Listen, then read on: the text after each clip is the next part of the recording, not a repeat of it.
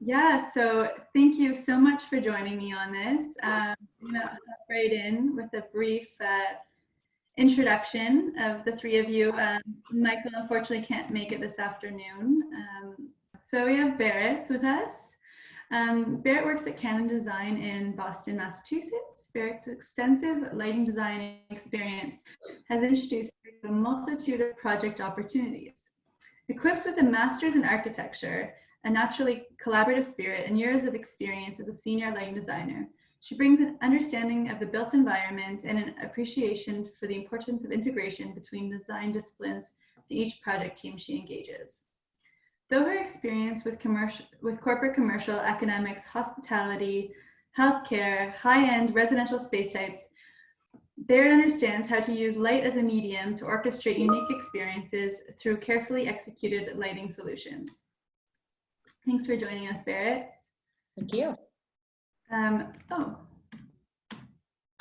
we go. Susan.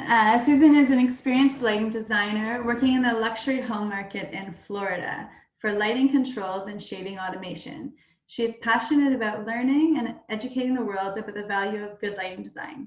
With over 30 years of lighting industry experience, Susan has appeared in This Old House, has been a DLF Northeast board member for 5 years, and was a volunteer chairperson for the Boston Lights and Exposition for 3 years.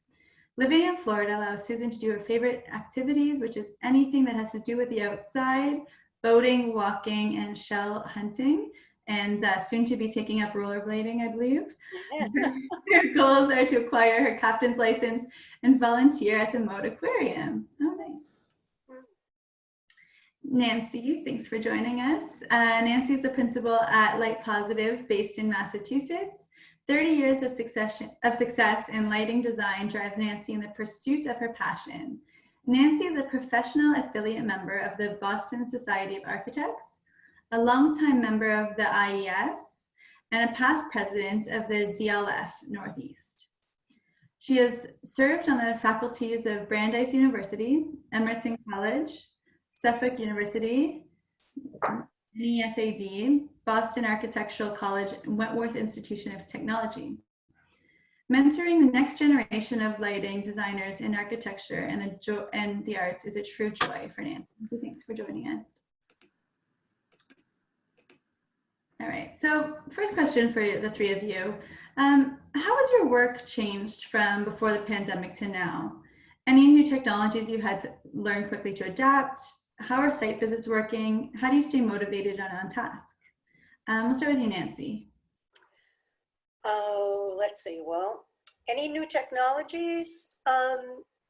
It's interesting because I have been in a remote working relationship with my assistant for over a year now.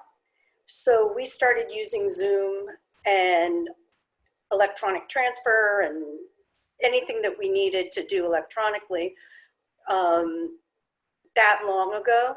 So this doesn't feel as abnormal to me as it probably feels to a lot of other people.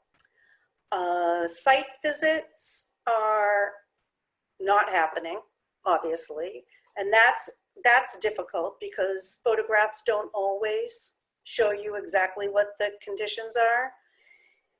The hardest one, I think, is how do you stay motivated and on task, because there is so much going on in the news that even when I'm sitting at my desk working, I'm getting a notification from the New York Times that something breaking awful has happened, or the Washington Post is publishing an editorial, or Facebook is doing something or else. So it's really hard to keep all that stuff to the side in a crisis environment where you want to know what's happening, what's the latest news, but yet you have to stay focused on what you're doing. So what have you done to sort of help that? And is there anything or any advice you can give to anybody listening on different things you've adapted for your mental health to try to keep you not just focused, but feeling sort of positive? Well, exercise is really important. We were talking about that off camera a little bit. Rollerblade. Rollerblading. It's just about warm enough here to go out and do that. But I'm lucky that I have a spin bike here, and I've got, any place can be a yoga studio, but my office is particularly well suited for it. It's easy to get it nice and hot, and then to stream any classes I want. So that's my mental health is the yoga classes and just getting on the bike and turning everything off and focusing on a workout. And then I can come back and be focused on the work that I need to accomplish. Absolutely. That's what, we sort of covered that this morning a bit on how that sort of midday break can really help to sort of bring everybody back into focus and back on task. And having the flexibility of working from home allows you to sort of take those spaces and times as you need to. Barrett, how has your work changed from before until now? What sort of changes and shifts have happened? Well, so unlike Nancy, I'm not used to working from home. My husband actually works from home full time, so he finds it kind of funny when I'm losing it and running around the house, like, get me out of here, because he's pretty used to this. But we've been doing a good job of like walking our dog around lunchtime. That has been something that's been huge in terms of taking that break and getting out of the house, which kind of replaces the leaving the office for lunch kind of ordeal. We've obviously been doing a lot more Zoom conferences like this. And actually, like, personally have been doing a lot more, actually connecting with a lot more people with things like Zoom that I wouldn't have used personally before. So that's actually been kind of a plus about it. We have not done site visits, but I do have one project that is using Holo Builder, one of those 360-degree camera applications, and we were just asked to write a field report based on it. So that's interesting and something we haven't done before, but something that I think will really carry us a while, especially since a bulk of my work is not in the Boston area. So, if it can save our company flying me out to wherever it might be to look at a site visit, maybe this is going to be something that we continue to use to, be on site, but not have to actually go there. So it's something they're adapting now and making work for, a project out in Worcester. But who knows? It might be used a lot more in the future. So trying to stay with it. Yeah, it's neat how those new technologies are coming into play, and a lot of different things that, we're kind of forced into that hopefully will make our lives going forward easier, faster, more efficient. And, we can then take time to spend time with our families and loved ones because we've learned these efficiencies through kind of getting thrown into it. Absolutely. Susan, for you, what's your life changed? How's this pandemic affected you down in Florida? It has made me exhausted. Just totally exhausted. And I just think last week I realized why I and so many of my colleagues are exhausted and gaining the college 15 pounds, possibly because we have Zoom meetings like this. We're all people, and we need our hugs and we need that body language. And I'm not feeling a lot of that over Zoom. I feel like if I look that way for a minute, I'm being disruptive to the meeting. So I think that's part of our whole everyday exhaustion, is that we're working harder. And even when you're on these Zoom meetings and there's like this moment of silence where nobody is saying anything, but you can't see somebody standing there going, I don't know if I like that sconce there.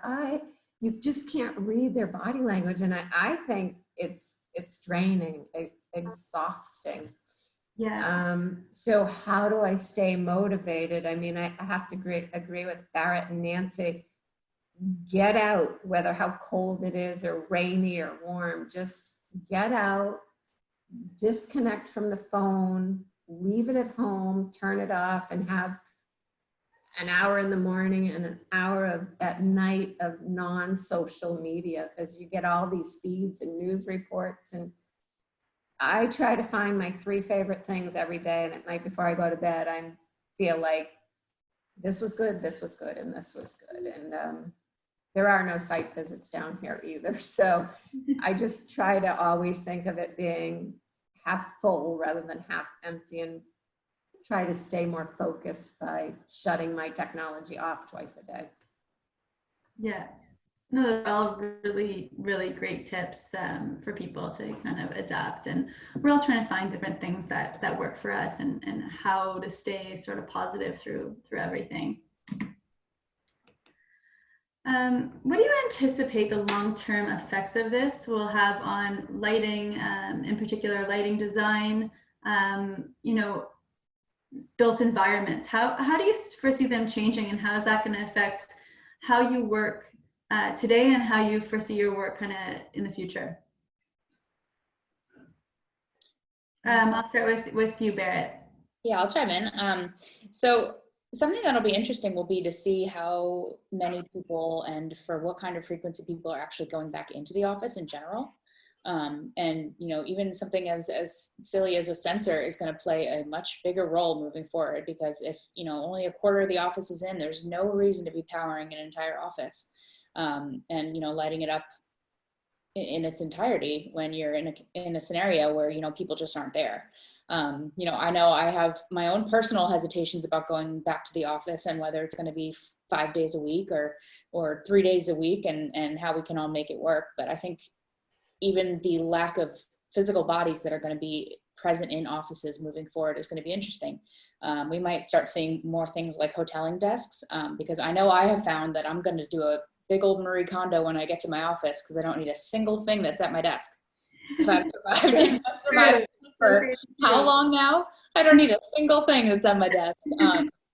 So I need my monitors and a keyboard and a mouse, and I've really been functioning as normal. I mean, I have a notebook and a to-do list, and that's really the only physical things that I've needed through all this. So I think it'll be really interesting to see if we all have our big cushy desks with our tchotchkes and our, you know, stuff all over our desks anymore, and whether things start to become smaller and much more portable. And you know, that'll certainly affect lighting in general, with, you know, the amount of people and the amount of light that's actually being delivered to those spaces. Yeah, absolutely. So office lighting will certainly change, and adapting to this sort of, you know, controlled light, setting occupancy sensors. Spaces will likely change as well. So I know Susan and Nancy, you guys both do a lot of residential work. Do you foresee a shift sort of out of urban living, and how will those like long-term changes affect your work and the kind of work that you're doing? And or if you want to answer the question prior, Susan, I'll turn this to you. Well, I mean, I have to agree with Barrett. And Nancy's been working out of her home for many years now. I always had the option of working from home and or in the office. But I think long-term effects, I think we're all going to be more creative with how to get the job done with social distancing. And I think it's going to be more productive in a smaller amount of time, because if you can really tune out all the news feeds and just focus on the project, you don't have anybody saying, hey, I'm going for coffee, or I'm going for lunch. Does anybody want lunch? I think it'll be more productive in a shorter amount of time, which allows people to maybe stop working at 4 and go spend time with their family. I don't know. I don't know where all my samples are going to go. Fair enough. And Nancy, what do you anticipate the long-term effects of this on the light industry and lighting design in particular? Well, I think that one thing that Susan is more expert at than I is the effects that this is going to have on the retail sector of lighting and lighting design, because showrooms are closed. And where I used to be able to say to a client, oh, I think that you should go look at actual fixtures at the showroom, and we can identify some types that you like, or something that might work in the house that you're building. Now it's all pictures. It's catalog pictures.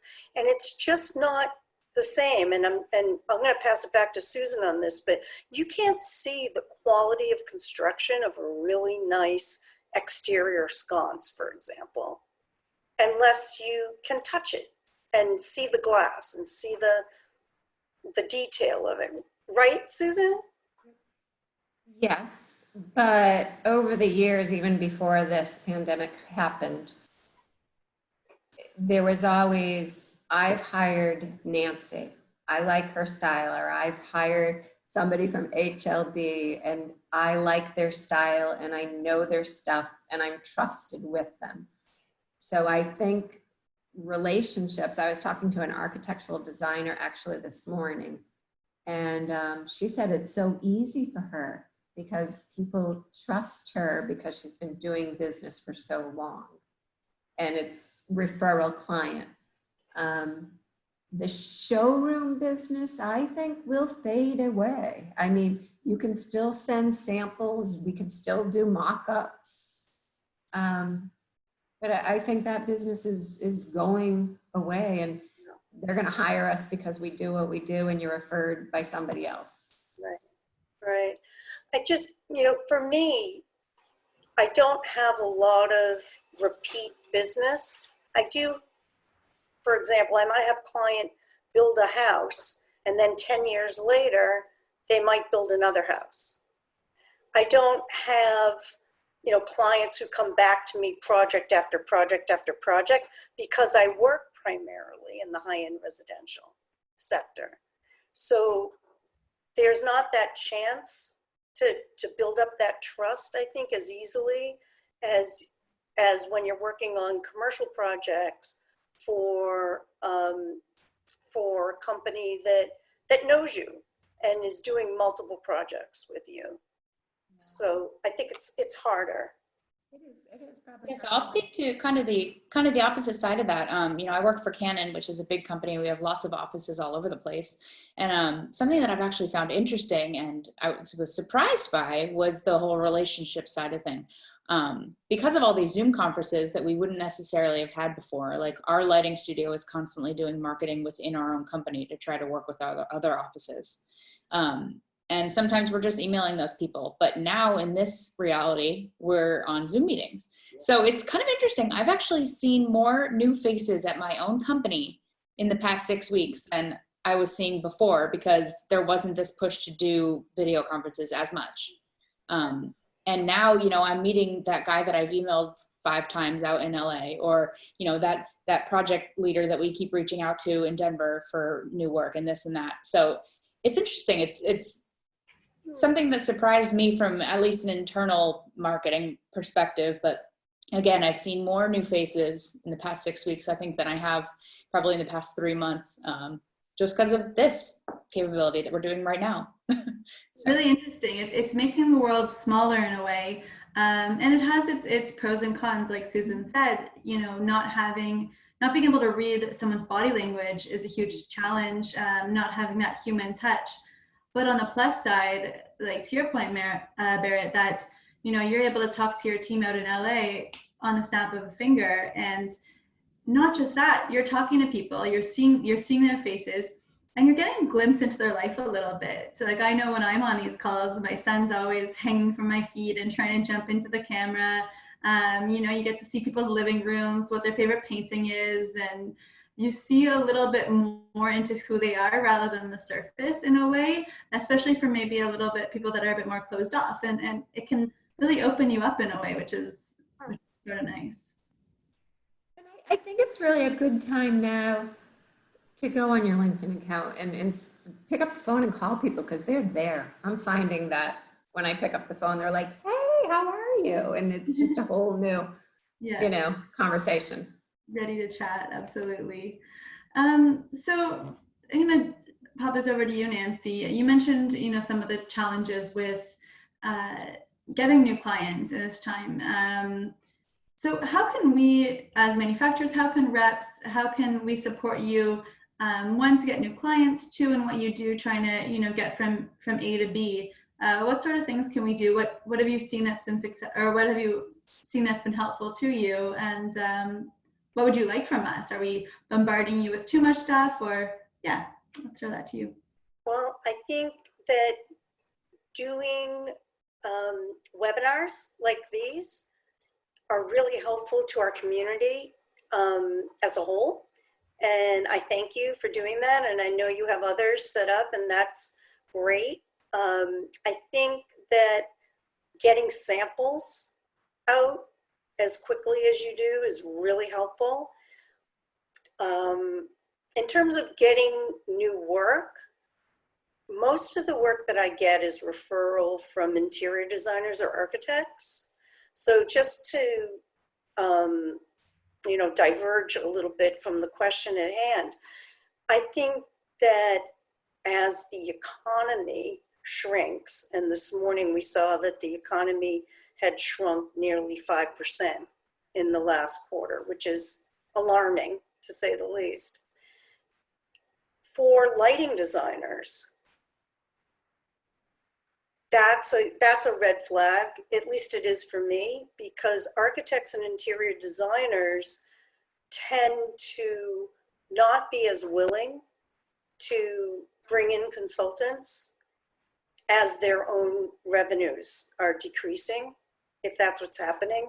If projects aren't being built and everything's, not everything, but if enough things are being put on hold, that the revenue stream into the architectural firm or the interior design firm is obviously slowing. That I found historically, and I'm thinking of 2008, 2009 in particular, that work for consultants like lighting designers can also start to shrink. So as manufacturers, and especially as reps, to promote working with a lighting designer to their architectural and interior design contacts, the people that they call on, that's extremely important in times like these. Absolutely. Well, that's sort of one of the reasons why we wanted to have this is we are getting a nice attendee list of architects, of engineers, of lots of different people in the industry. So what I'd love to do by this is bring your voice to them and, make those connections. We've had people from across North America luckily sign into these things. It's been really nice. So hopefully, after this, we'll be able to send out your contact information and they can reach out and connect with you should they want to get to know you further. But yeah, that's very helpful. Barrett, how about you? How can we support you during this?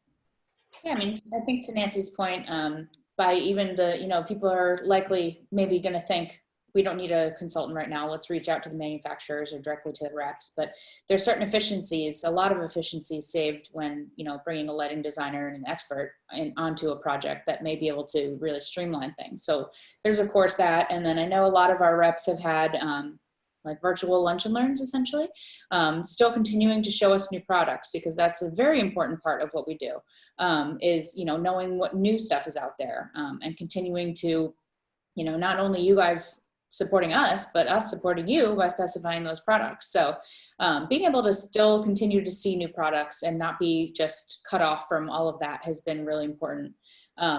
And then one of our reps is doing like a bingo on Friday night. And let me tell you, it is so refreshing.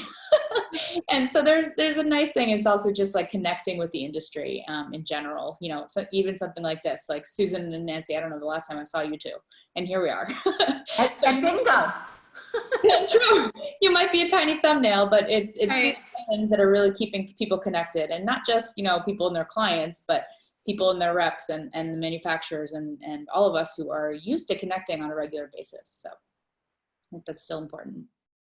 Yeah, absolutely. Nice. And how about you? I would agree with both Nancy and Barrett. I mean, I love to be updated with new products and also reminded of the old products that I've forgotten about that are still really cool, and keep it simple. Maybe you don't have to pump out so many new things a year, but remind us of what's there, what we had, and oh, by the way, we're working on this. What do you think? Just reminders. Yeah, absolutely. Nancy, I had a question here that I don't think is listed on here, and it was sort of, are you seeing a shift out of urban areas to rural living as a result of the pandemic, or what are your thoughts on that? I actually have seen a shift, and it currently is about people who have country houses, so to speak, country houses, a ski house, a beach house, just another place to go.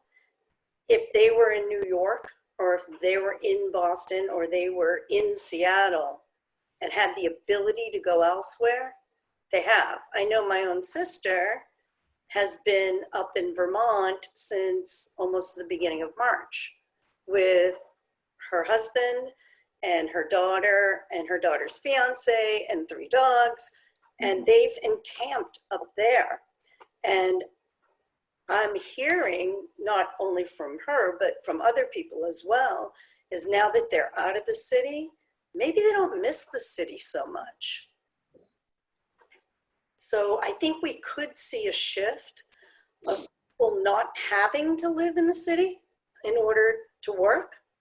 Now that we've kind of learned how to do remote work better, I think you might find that people feel, well, I don't need to go into the office every day, and maybe I'll spend 2 days a week in the city and 5 days a week up in the country or by the shore.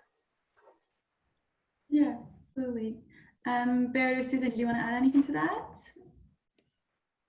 I have to agree. I think that's, and for so many years we hear, I wish I could be at home. I wish we could be at home. Now people are at home and they don't know what to do. So they're either figuring it out or it's not going to be happy endings. And I think having a second home or building a second home or is going to be a good thing. I do think that people will be moving a little bit or downsizing a little bit. Yeah, absolutely. Well, I'll say it was convenient that I moved up to Salem about a year ago at this point, well before all this happened, but I'm happy to be in the suburbs. At this point, it is nice to be kind of out of the the epicenter of it all. And like I said before, like I do certainly have my hesitations about getting back on the train and going back into the city and being back in an office and back at a busy Starbucks and picking up lunch at the places that are just mobbed every day. So there's definitely gonna be some sort of shift on whether it's people actually physically moving for permanent or just not really going into the city as much and doing the work from home thing a little more. So time will tell. And we'll see how that is, but I think there's certainly going to be a focus on getting out of those busy populated places in a much bigger way than we've seen before. And that's going to turn around and impact our livelihood as designers, because if we don't have hotels opening and restaurants opening, etc., then there's going to be less work for us. Yeah, absolutely. Have you taken up any new hobbies during COVID?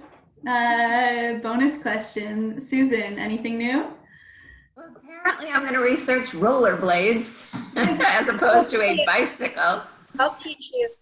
And I have been doing some shore fishing and I'm working on my captain's license. So yes, I think this is the perfect opportunity to be more creative and be more about family and yourself, because we're not getting those hugs, so you gotta hug yourself and do something for yourself.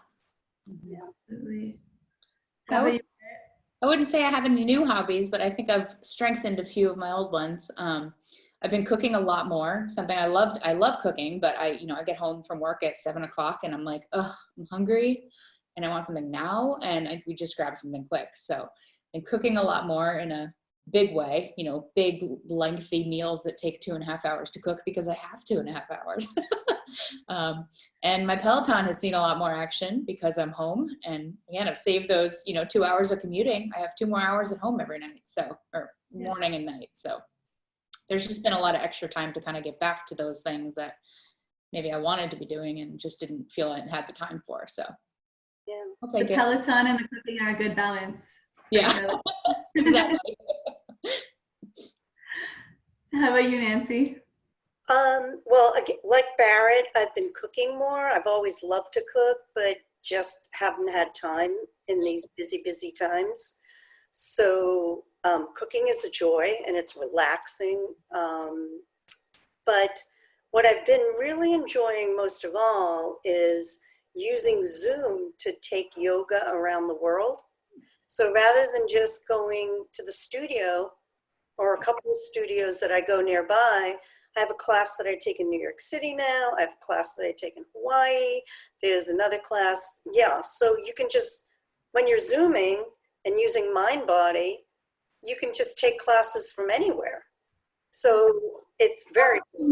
Through MindBody, they have an Yeah. online forum now. Oh, I didn't know that. Yeah, you can just take classes all over the world.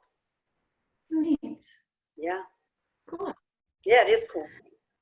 That's great. So I wanted to open this up to, first of all, to three of you. Is there anything that that you want to share? You know, things that might be prevalent that sort of weren't asked, or anything that you want to get out there?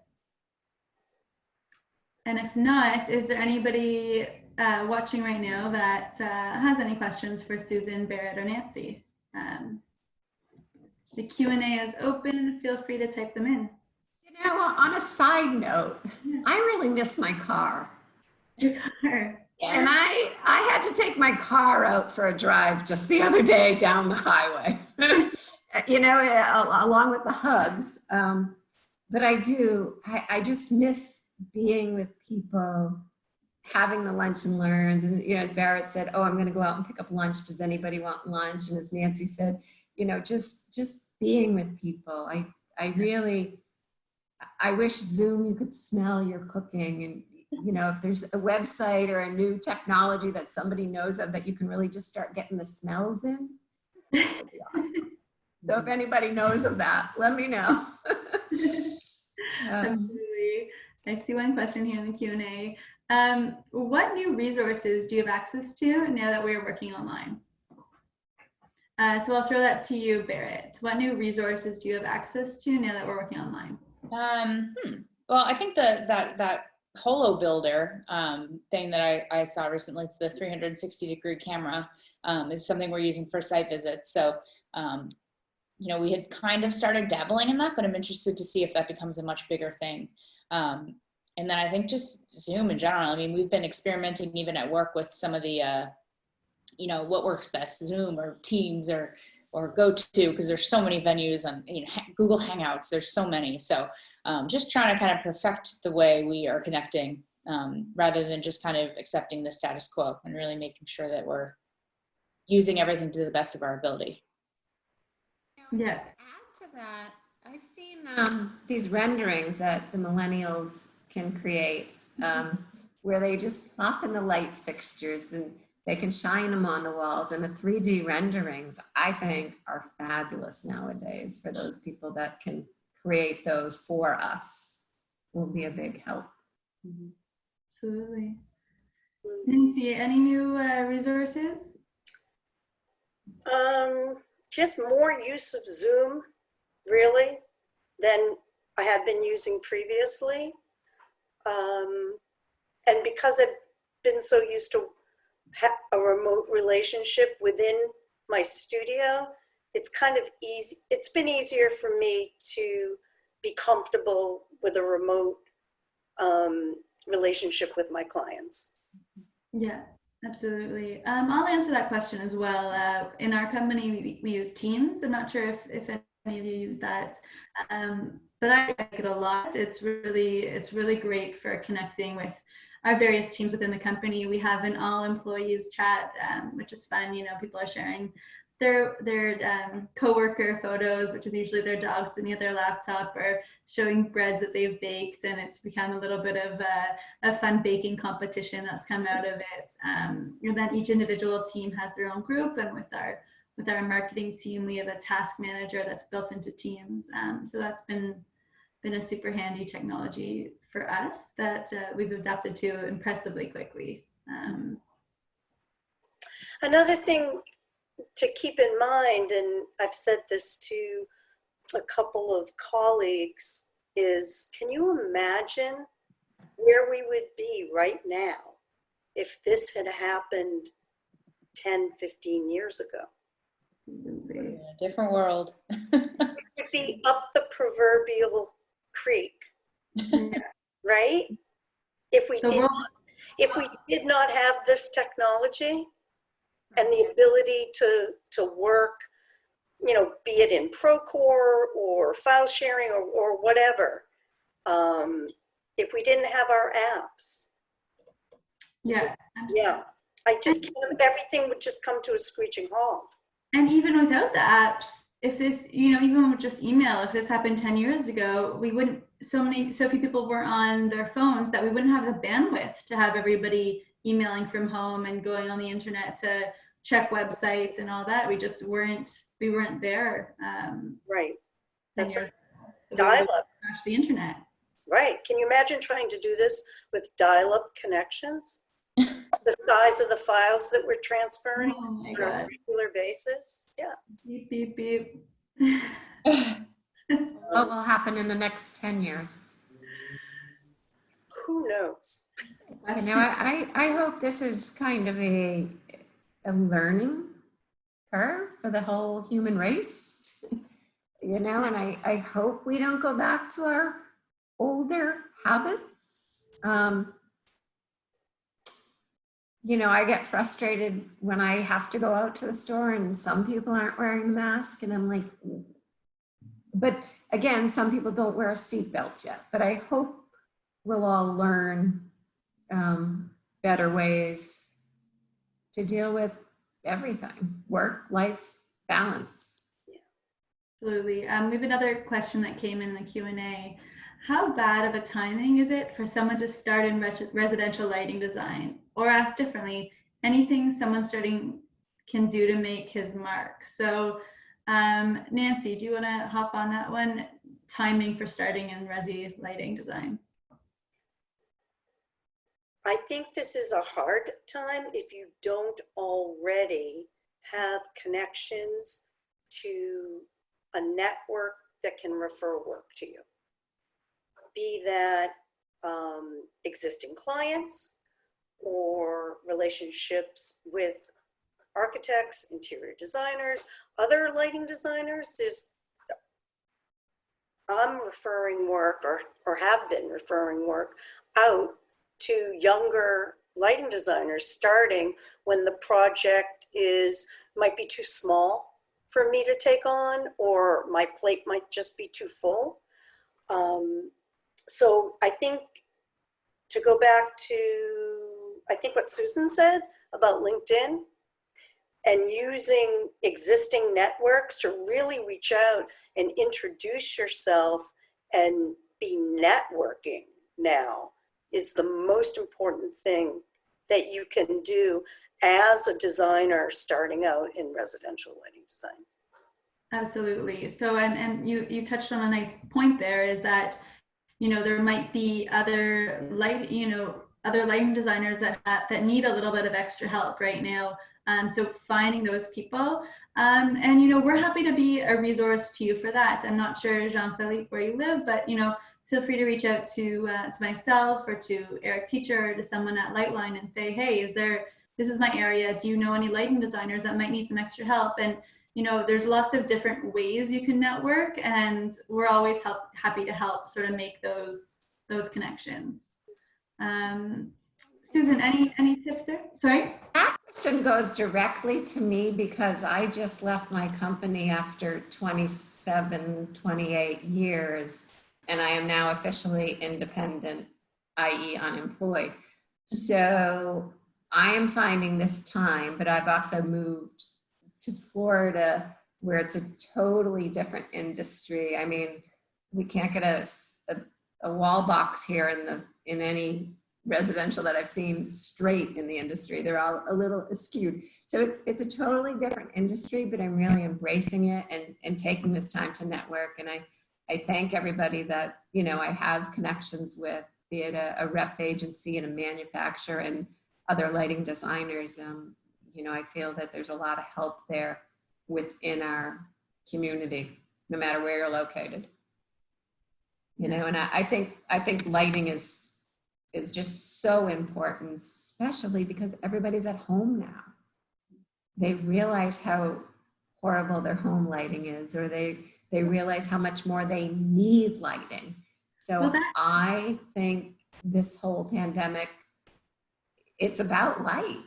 You're stuck up in New England, Canada, and it's gray and it's gloomy. And I really think this will help people understand the value of lighting. Yeah, absolutely. Well, that actually ties into the next question that we received, which is, what impact does light have in our new isolation life? So we know it has a huge impact, but you guys can speak to it from a very scientific angle. What impact does it have? Barrett, I'm going to toss that one to you first.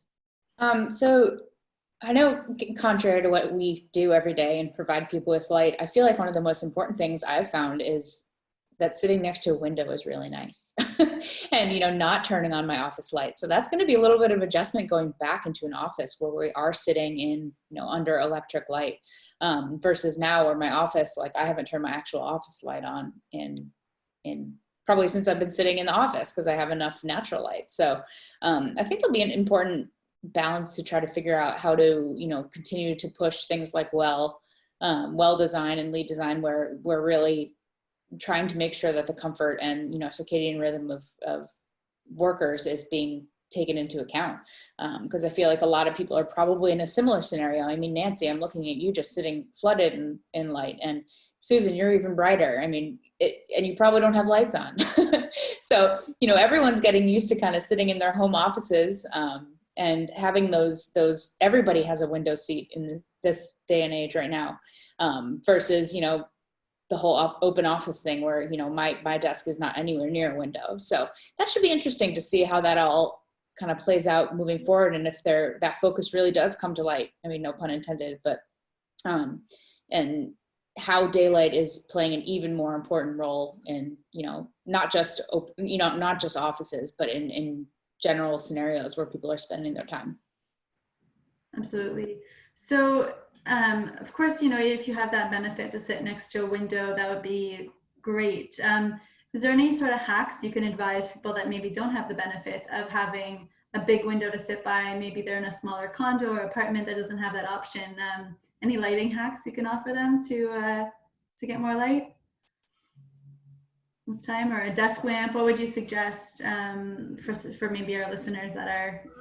I would suggest, as much as possible, to bounce light off surfaces. You can see behind me that I'm surrounded by windows, but above each of my windows, for example, I've got indirect cove lighting, and it just makes the space feel larger, and it also just diffuses shadowless, even light in the space. So a hack would be to take a desk lamp, for example, and just turn the shade upside down and have it be an uplight instead, to provide more of that more natural feeling light in a space.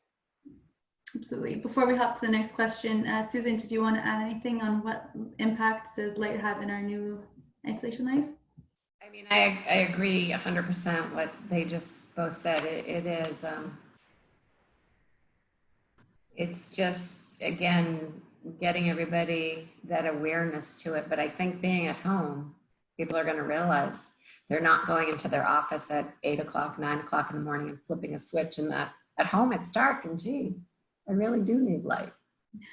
You know, I miss it. And, you know, and then you got the Zoom stuff making you tired too. But I think lighting is going to be more appreciated. Open. So we have another one from Debbie here. As an AV designer, Zoom and other video collaborative spaces grow or explode home office, corporate office, various meeting spaces. I believe lighting designers will be instrumental to the room design, where lighting environments will be critical for the positive meeting experience, ensuring participants are seen and viewed. Controlled light change lighting to technology modes? Comments? So I'm working on a number of open office projects right now, and this is a concern. They're basically making sure that they're accommodating AV and video conferencing lighting in every single huddle conference room space. So other older projects I've found that it's like maybe the large conference room and maybe the medium conference rooms, but none of the huddles are really being designed for that kind of video conferencing in mind. So it is certainly something that is becoming much more prevalent as it's more accessible, and I don't want to say less expensive, but like it's becoming a bulk commodity rather than just a one-off. So we are finding it in all sorts of rooms, and I'm actually finding I have 2 different clients right now that are requesting 2 different things, which is interesting. So I'm kind of interested to see what the final result will be once it's built. But one is asking specifically for light to be behind them. So we're grazing the wall, the back wall behind them, so that there's an illuminated surface and they're not silhouetted. And then another client is asking for the cove to be moved to the TV wall, so we're getting front lighting on the faces. Both of which I see the merit, both of which can be argued for and against. So it'll kind of be interesting to see how these 2 different conference rooms perform, and how people are going to react to it. I mean, I personally moved around to 3 different seats in my own dining room just to make sure I looked semi-normal on the screen, versus sitting somewhere else that didn't necessarily have a good light or had direct light behind me. So I think all these things are only becoming more important, whether it's a large corporate office or if it's just a simple home office. Something that I've been noticing is when I watch cable news, for example, now they can't have guests in their studio, in their TV studio. So they're using Zoom, they're using Skype, whatever they're using to go to their pundits. And it's really fascinating for me to see how some are very well lit and some are very poorly lit. And to just tag on to what Barrett was saying, as we use this technology more and more, it's going to be like Dress for Success was so many years ago. You dressed to make that first impression. Your Zoom first impression, you're going to want to look your best, to be lit your best. So I think that lighting is going to become even more important in home office environments in order to make that good first impression. Great point. A great point. Susan? And I think, that question coming from the AV dealer, which is a great question, because everybody knows about TV and music. We're all probably watching maybe a little bit more TV and definitely listening to more music. So the lighting's got to sync with all that, without a doubt. It's all part of, the technology of the future. Absolutely. All right, so I think that's it for our questions on here. We're also, we're up at an hour now, and I just wanted to thank you guys so much for coming on and chatting with me today and with our listeners, and hope you have a wonderful rest of the day. Thank you to everybody who has signed on to this, who's been signing on to our webinar series. We really appreciate it. It's nice to have people to talk to a couple times. Virtual hugs. Exactly. Thanks, everyone. Bye. Thank you. Bye.